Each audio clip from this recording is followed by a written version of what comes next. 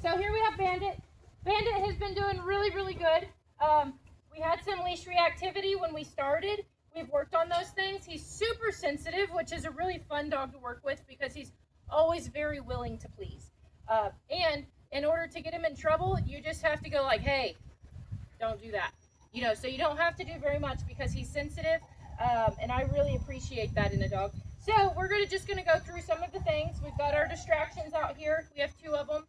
We're just going to go through kind of some of the things. This is going to be an example of a mini session that I do 2 or 3 times throughout the day. Depending on what we're working on, sometimes our sessions are 1 long session a day, or I'll break them up into 2 or 3 mini sessions that are 6 to 10 minutes long.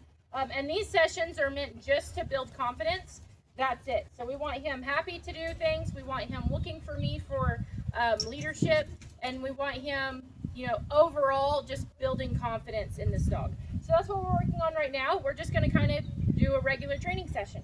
Bandit, here, sit. Good boy. Good boy. Up. Good dog. Stay. So as long as he's up here, that's fine. Whenever I say stay, though, he needs to stay on the platform.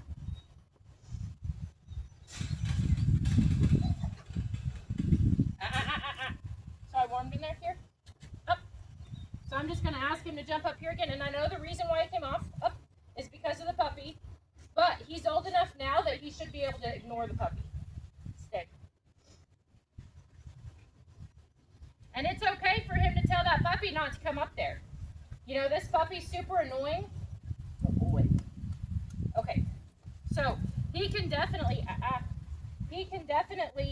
tune on this puppy just a little bit, and I'm not going to get him in trouble for it. But he can't go too far. Here, place. Good boy, stay. And if that puppy gets to where she's really getting after him, then I'm going to step in and say, hey, you know, Pepper, that's enough. Don't do that. Good boy. So we want to be able to walk a complete circle.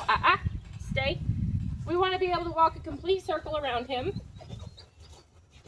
And him not move. Now, if he readjusts, just so he can look at me, completely fine. But whenever he gets off like that, place. Good.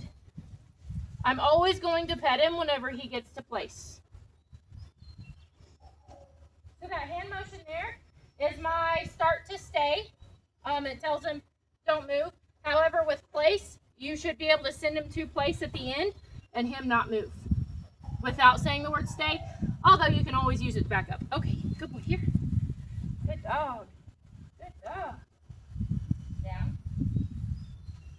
So I want him downing away from me. So you notice I continued to move when I asked him to down, so that he knows that even when he's away from me, he has to down. Same thing. If I release him, then he can get up. Otherwise, he's supposed to stay there. Down. So I'm going to correct him. I'm going to come here, grab my leash. Down.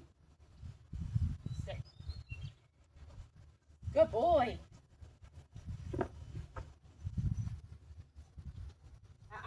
Down. Down. Down. Down. Good. Stay. And then we're going to go back to that angle. So what it is the angle towards him. That point in his body. He doesn't want me going without him looking at me. And that was good. Good boy. Good boy. Okay. Up. Yes. Okay. Here. Place. Place. Come here. Good boy. Place. Yes, there it was. Good job. All right. Well, that's what we're going to do today. So I didn't let him off place. And I know that puppy's getting on his nerves. He needs to allow that puppy to get on his nerves a little bit. That's completely fine if it kind of tweaks him. But he needs to know that I will take care of anything that's bad. So this is kind of where we start that. But he's done really good. He really is a good dog. All right. Well, that's going to be our mini session for today. He did good. Good boy. Good boy.